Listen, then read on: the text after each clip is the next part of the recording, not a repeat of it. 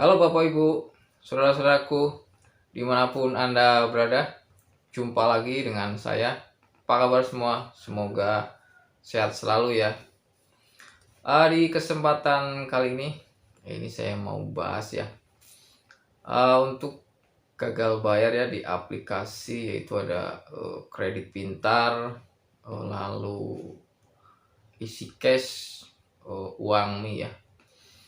Dari ketiga aplikasi tersebut, ini di minggu-minggu ini nih yang sedang populer ditanyakan ya, atau yang lagi banyak ditanyakan ini sama teman-teman, baik melalui DM ke Instagram saya ataupun langsung lewat grup ya, lewat Telegram ya, seperti itu. Jadi mau aku bahas ya, ini dari teman-teman, kebanyakan di satu orang. Nah, ini sampai punya tagihan di 3 aplikasi ya, yaitu ada kredit pintar, isi cash, lalu uangmi ya. Entah kenapa di minggu ini banyak yang nanyain pinjol tersebut, mungkin jatuh temponya bareng ya, jadi banyak yang nanyain ya, seperti itu. Jadi aku mau ngasih masukan nih ya, buat teman-teman yang khususnya punya tagihan di lebih dari satu aplikasi ya. Contoh misal seperti itu kredit pintar, isi cash, uangmi. Dan setiap ada yang DM ke Instagram ataupun yang langsung ya, menghubungi lewat grup saya, lewat Telegram ya. Pasti kalau saya ada yang hubungin ya, pasti saya tanya ya, mungkin bapak atau ibu ya, punya tunggakan di aplikasi apa. Dan jawabannya itu kebanyakan ini lebih dari satu aplikasi ya.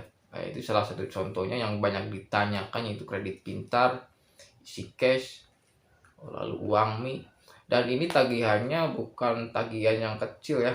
Mungkin di kredit pintar ini ada yang sampai 7 juta rupiah, lalu di isi cash 5 juta, lalu di uangmi 2 juta ya. Jadi bayangin aja ya, Anda dalam 1 bulan nyetorin 3 aplikasi ya, seperti itu. Dan dari teman-teman ini kalau ditanya kenapa kok bisa sampai punya tagihan di lebih dari satu aplikasi ya, dan itu jawabannya yang bikin saya heran, itu jawabannya itu rawatan ya. Jadi ini dari teman-teman, entah ngikutin siapa ya, kalau ditanya kenapa Pak kok punya tagihan lebih dari satu aplikasi, itu jawabannya rawatan.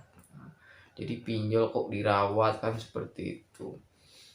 Lalu kenapa pinjol kok dirawat ya, itu jawabannya supaya limitnya naik, kan seperti itu. Jadi ini ya buat teman-teman, Anda harus lebih paham lagi ya. Kalau Anda ngerawat pinjol dengan harapan limitnya akan naik, kalau menurut saya itu sebuah kesalahan ya. Kenapa kesalahan? Sekarang kan kalau Anda ngerawat pinjol dengan harapan ntar limitnya naik, atau Anda ngikutin itu tuh iklan ya, iklannya kan bayar tagihan tepat waktu, limit akan naik, kan seperti itu. Kalau limit Anda naik lalu Anda minjem lagi, yang artinya utang Anda itu makin gede, kan seperti itu, makin besar.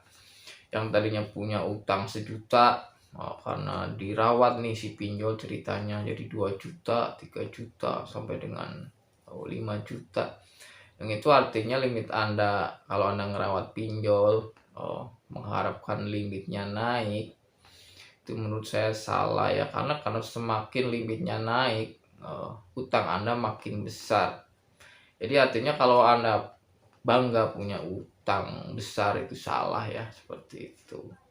Lalu yang kedua, kalau limitnya naik, pertanyaan saya, apakah penghasilan Anda ikut naik, kan seperti itu. Misalkan Anda kerja di pabrik nih ya, punya pinjol, punya pinjaman di pinjol. Apakah kalau pinjol Anda limitnya naik 5 juta, apakah Anda kerja gajinya ikut naik atau penghasilannya ikut naik? Itu kan enggak, seperti itu. Jadi walaupun pinjol Anda limitnya naik, tetap penghasilan Anda ya segitu-gitu aja kan, seperti itu. Nggak mungkin limit pinjol naik, lalu penghasilan Anda ikut naik, enggak ya. Yang ada Anda utangnya makin besar, makin menambah beban kan, seperti itu.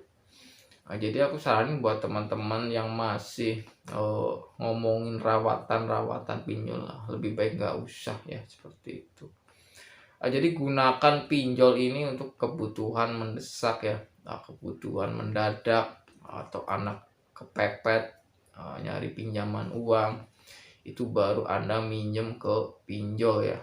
Nah, jadi pinjol ini bukan untuk rawatan atau dipiara ya, seperti itu. Apalagi Anda mikirin pengen limitnya naik kan, seperti itu. Jadi Anda jangan ngelihat, wah ini ntar limitnya naik 5 juta nih, jadi 7 juta, itu jangan ya. Gunakan seperlunya aja, seperti itu. Misalkan kebutuhan Anda 1 juta, pinjam 1 juta. Kebutuhan Anda 500.000, pinjam 500.000 ya.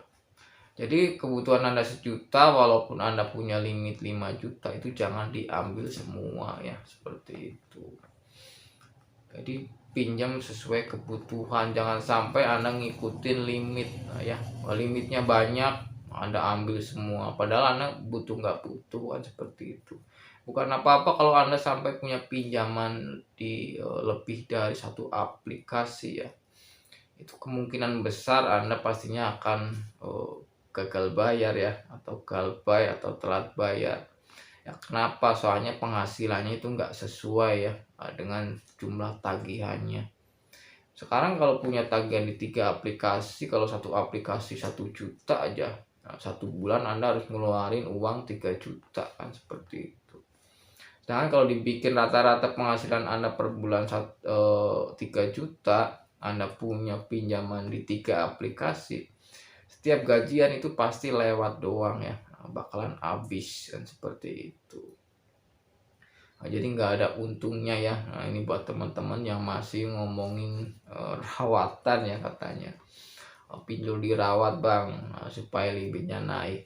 Nah itu kalau menurut saya itu suatu kesalahan ya. Kesalahannya apa ya, buat apa dirawat kan, seperti itu. Jadi kalau Anda ngerawat pinjol, sama dengan artinya utang Anda itu semakin besar ya, seperti itu. Kalau Anda ngerawat pinjol dapat limit besar, bangga, sama aja artinya Anda bangga punya utang banyak kan, seperti itu. Jadi menurut saya percuma kalau Anda masih ngerawat pinjol kan, seperti itu.